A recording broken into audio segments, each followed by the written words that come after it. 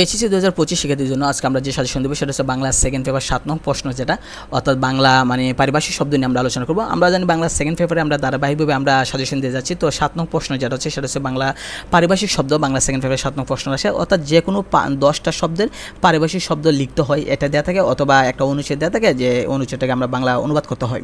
তো এখানে দুইটা প্রশ্ন আসে 7 নংয়ে, ক অথবা খ, যে কোনো একটা দিতে হয়। একটা এমন হয় যে কোনো 10টা শব্দের আমরা মানে পারিভাষিক শব্দ লিখতে হয়, অর্থাৎ বাংলা লিখতে হয়, অর্থাৎ শব্দার্থ সহজ কথা, অর্থাৎ ইংরেজি শব্দ দেওয়া থাকবে, বাংলা শব্দ লিখতে হবে যে 10টা এটা, অথবা একটা মানে একটা ইংলিশ অনুচ্ছেদ দেওয়া থাকবে, ইংলিশ একটা প্যাসেজ দেওয়া থাকবে, এটা বাংলা লিখতে হবে।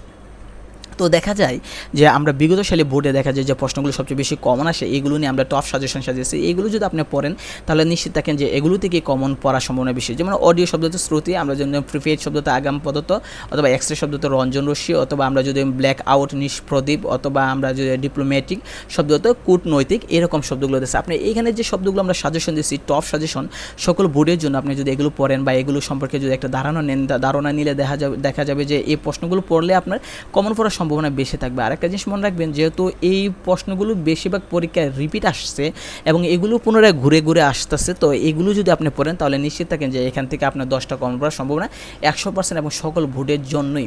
কারণ এগুলো থেকে বারবার বিভিন্ন পরীক্ষা আসছে, এবং বোর্ড ছাড়াও এগুলো বিভিন্ন ধরনের টেস্ট পরীক্ষা এবং বিভিন্ন স্কুলের কলেজের পরীক্ষাগুলোতে দেখা যায় এগুলো আসে।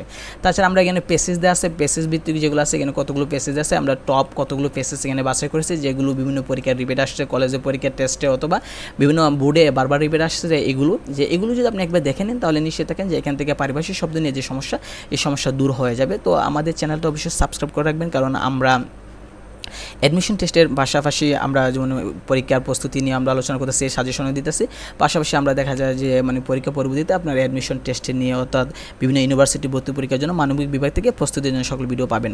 আর এটার কিন্তু পিডিএফটা কিন্তু আপনার মানে কমেন্টে অথবা ডেসক্রিপশন বক্সে একটা লিঙ্ক দেওয়া থাকবে, যেটা হচ্ছে আপনার বলা হয় যে মানে গুগল ড্রাইভ বলা হয়, ওইখান থেকে আপনারা ডাউনলোড করবেন। তো লিঙ্কে ক্লিক করলে আপনারা দেখতে পাবেন সকল ধরনের পিডিএফ দেওয়া আছে, আপনারা এখান থেকে ডাউনলোড করে নেবেন যেটা দরকার লাগে।